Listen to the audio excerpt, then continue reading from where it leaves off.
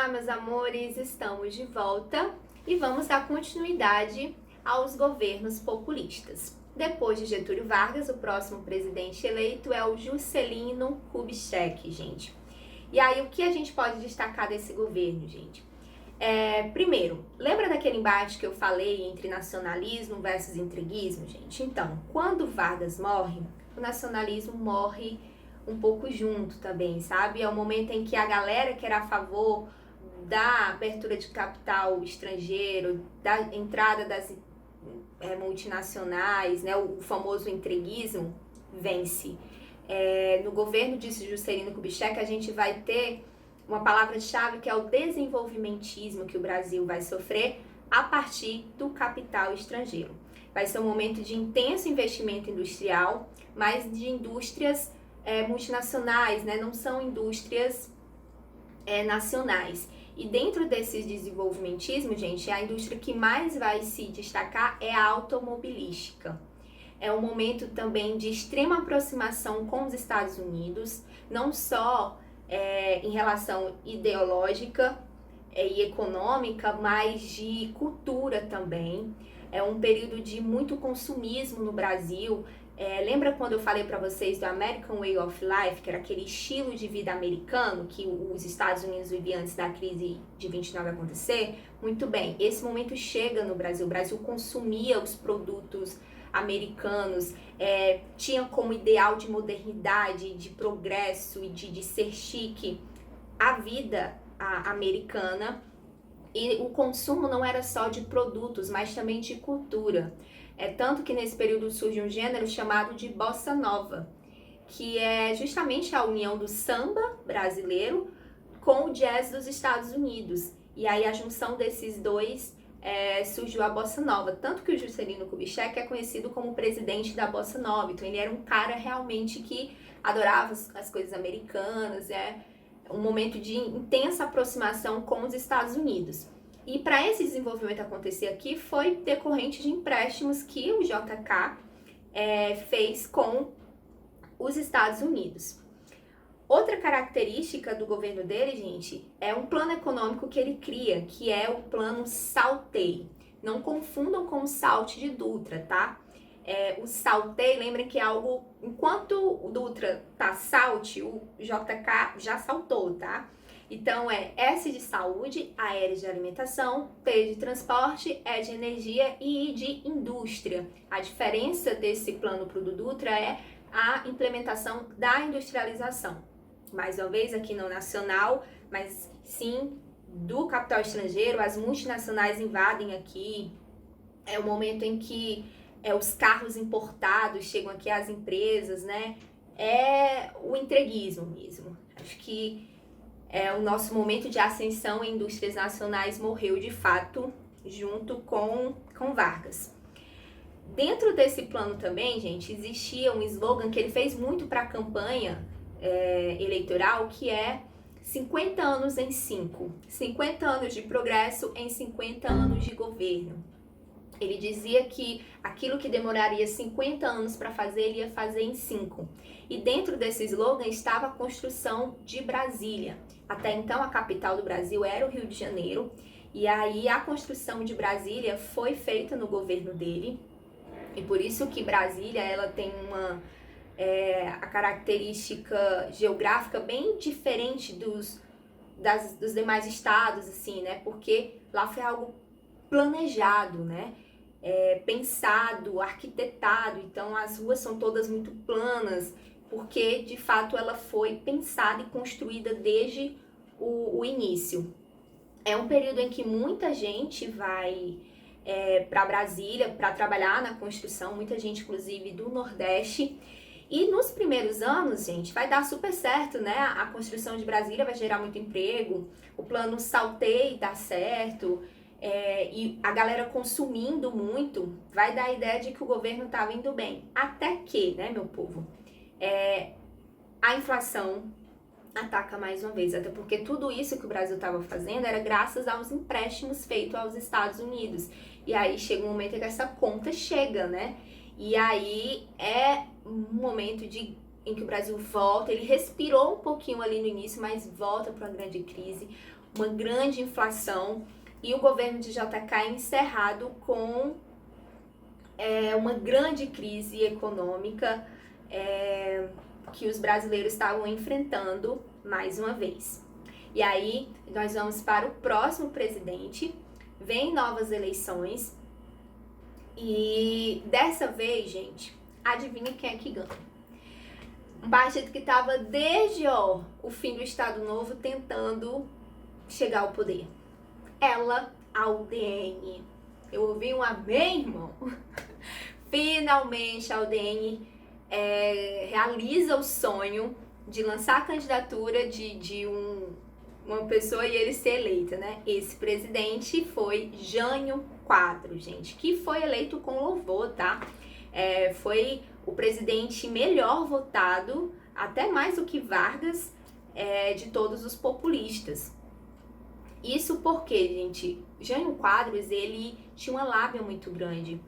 Ele era um candidato da UDN, mas ele tinha uma lábia muito grande e era muito demagogo, sabe? Então, nos seus comícios, ele dizia que ia acabar com a corrupção do Brasil. Na verdade, ele ia para os comícios, gente, junto com a vassoura. Olha pra vocês terem uma noção. O símbolo da campanha dele era uma vassoura. E ele ficava agarrado com essa vassoura, dizendo que ele seria o candidato que ia varrer a corrupção do Brasil. E aí a galera comprou a ideia da vassoura, gente. Isso mesmo. E aí ele é eleito para a alegria da UDN. E aí, o que vai ser esse governo? Só para deixar claro, tá? Ele assume o poder em 1961 e vai até 1961. Como assim, Ingrid? 1 ano de governo? Gente, foi tão especial o governo dele que durou 1 ano. E o que foi que esse homem fez nesse 1 ano, gente?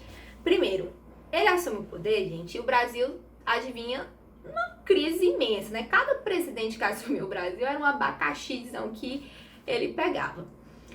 Só que apesar do Brasil estar numa crise econômica, digamos que a preocupação do Jânio Quadros estava em outras coisas. Por exemplo, ele vai tomar medidas como proibir o uso de biquíni das mulheres na praia. Como assim, Ingrid? Ele achava imoral as roupas de banho das mulheres. E olha que os biquínis daquela época não chegam nem perto dos biquínis que eram hoje, viu? Era um negócio assim muito mais comportado. Mas ele dizia que aquilo era uma imoralidade sem tamanho, que as mulheres deveriam ir vestidas de roupa para a praia. Segunda medida importantíssima. Ele proibiu a rinha de galo, as brigas de galo. E aí aqui tudo bem, né, que os galos, os bichinhos sofrem, né, eu acho um horror aquilo, os bichinhos lá ficam brigando até um morrer. Mas, gente, o Brasil afundando numa crise econômica, que a pessoa vai se preocupar com os galos, né, nada contra os bichinhos, mas assim, né, não é no momento. E a terceira, né, essa doeu em muita gente, viu? Ele proibiu o uso de lança-perfume.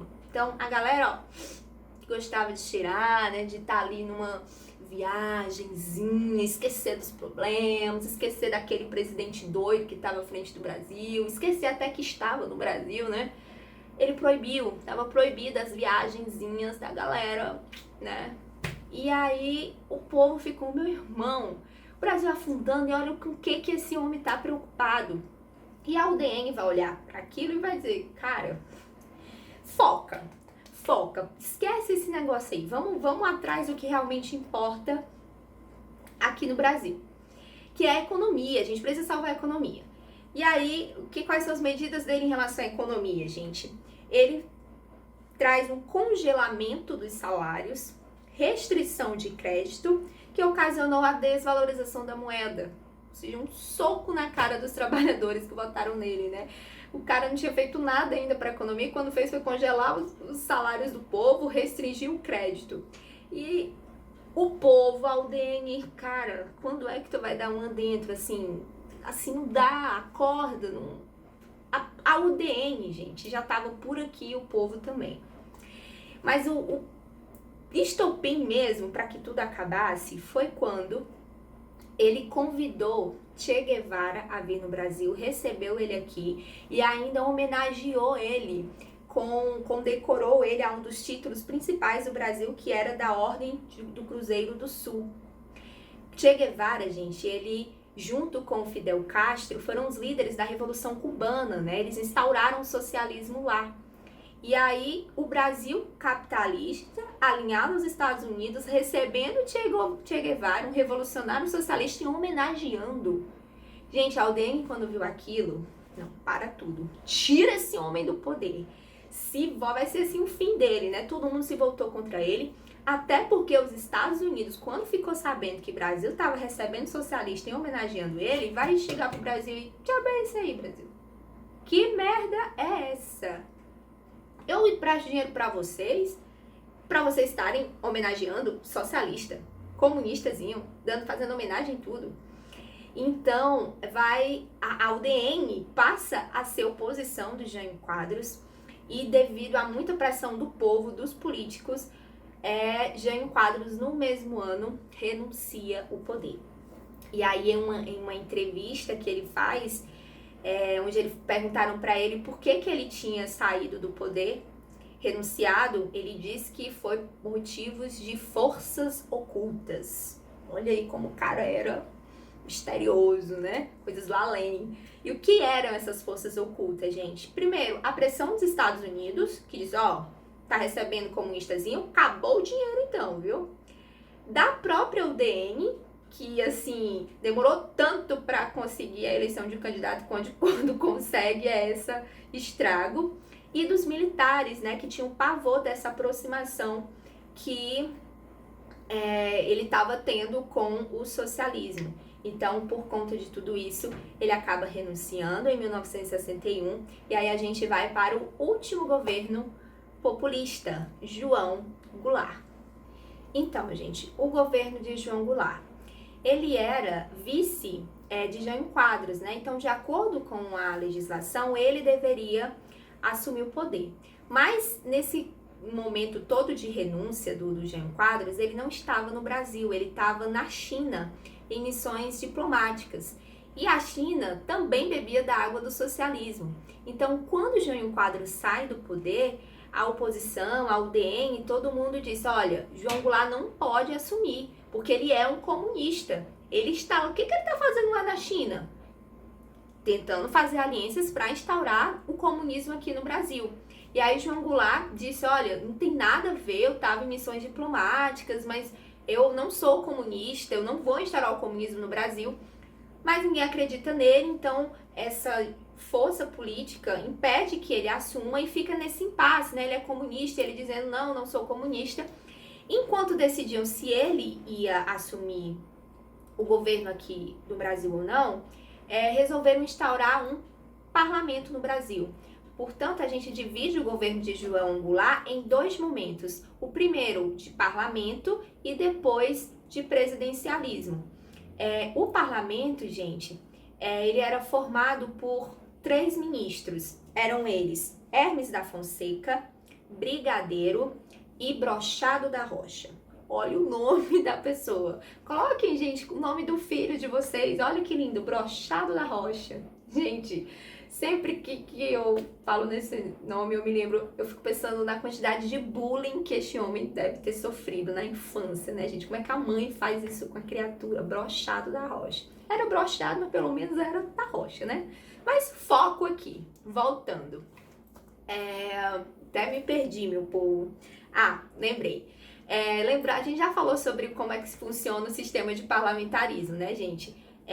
Por exemplo, na Inglaterra, quem é o chefe de Estado é a Rainha Elizabeth, mas não é ela quem governa de fato. Quem governa são os ministros. Então, a mesma coisa que era no Brasil. João Goulart era como se fosse o chefe de Estado, mas ele era o chefe de Estado, mas ele não governava de fato, né? Quem estava governando eram esses ministros.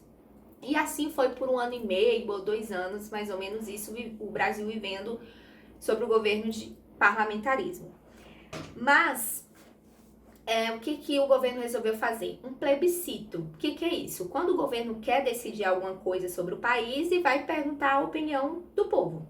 E esse plebiscito era para saber se o Brasil continuava sendo governado por um parlamento ou se havia volta do presidencialismo. E aí o povo votou e decidiu que deveria voltar ao presidencialismo. E com essa decisão é que finalmente João Goulart assume a presidência do Brasil e passa a governar com mais liberdade. Só que, meu povo, ele não vai ter um minuto de paz. A galera não deixa ele governar. Ele vai ser acusado o tempo todo de ações comunistas, né? Nesse momento, gente, nessa briga de assume e não assume, nessa instabilidade política, a gente já falou aqui algumas vezes que quando um país está com estabilidade política, a sua economia fica um desastre. Porque o governo fica muito preocupado em quem vai estar no poder, se manter no poder, do que recuperar a economia. Então, nesse período, gente, o Brasil estava, assim, na pior das suas crises. Era um fervilhão de greves, operários fazendo paralisações, pedindo melhorias salariais, as ligas camponesas, né, fazendo os movimentos sociais, a galera sem terra, indo pra rua também reivindicando o direito à terra. A União Nacional dos Estudantes, também fazendo manifestações por melhorias na educação, principalmente a educação superior. Então, assim, o Brasil estava pipocando, era o povo se matando lá com o João Goulart, a economia em frangalhos, o povo na rua reivindicando melhorias, enfim, tava um caos.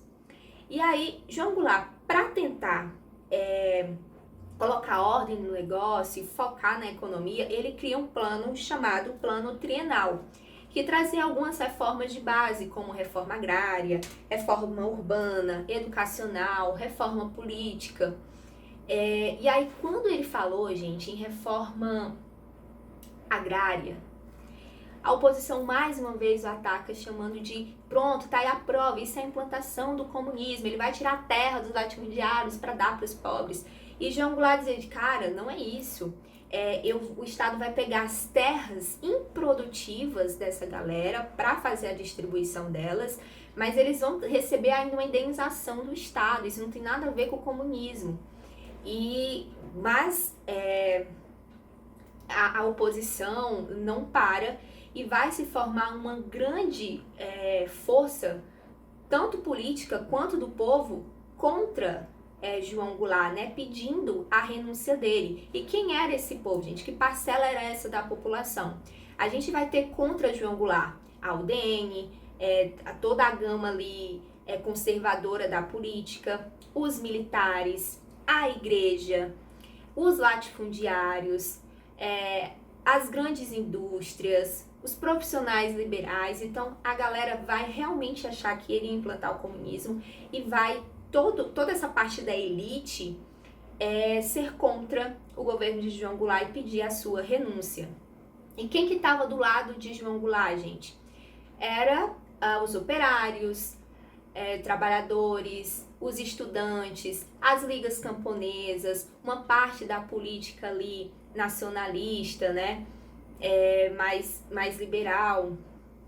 Então, eram esses os grupos de combate.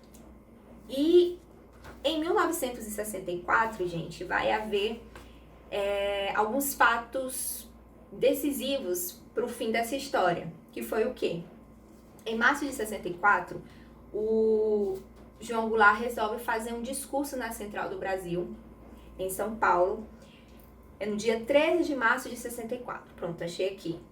E toda a galera que o apoiava foram para as ruas, né? E lá ele falando de todas as reformas, que ele ia lutar até o fim para implementá-las e que ia conseguir enfrentar toda essa oposição que ele estava sofrendo. No dia 19 de março, né, de 64, poucos dias depois desse discurso dele, a oposição faz um mega evento, organizado, liderado pela igreja. E o nome do movimento, gente, foi Marcha da Família com Deus pela Liberdade. Vou falar o nome de novo, tá? Marcha da Família com Deus pela Liberdade. Te lembra alguma coisa? Gente, mais uma vez, a religião ligada a assunto político, né? A política invocando o nome de Deus. Então, grupos conservadores, a família tradicional brasileira, os militares, os latifundiários, os empresários, os políticos de oposição, reuniu cerca de 500 mil pessoas e foram para as ruas pedindo não só pela renúncia de João Goulart do poder, como da intervenção militar. E tudo isso em nome de quem? De Deus, né?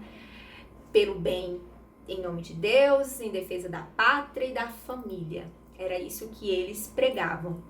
Então, naquele momento, a população, os civis pediram a saída de Vargas, de João Goulart. E o pior, a intervenção militar naquele momento, porque eles achavam que os militares que poderiam colocar ordem no Brasil ia acabar definitivamente com a ameaça comunista que aflorava no Brasil. E aí, depois daquilo, gente, João Goulart se enfraqueceu, houve uma pressão muito forte, e aí ele foi até Leonel Brizola, que era o seu braço direito, falou: olha, a gente tem que partir para a luta civil, entendeu? Nós temos também apoio. Só que João Goulart não quis uma guerra civil, sabe, gente? E ele preferiu renunciar. E em março de 1964, nós sofremos um golpe civil-militar que instaurou a ditadura no Brasil. E aí aqui é importante colocar que a ditadura no Brasil, ela não aconteceu apenas pelos militares, mas pelos civis. A sociedade brasileira quis. Então, do mesmo jeito que os alemães tiveram culpa por tudo que aconteceu com os judeus, com o Holocausto, porque eles que colocaram Hitler lá, a sociedade brasileira também é responsável por todas as torturas, por tudo que aconteceu no período da ditadura. Uma ditadura, ela não se instaura sozinha. Ela tem um povo que o apoia.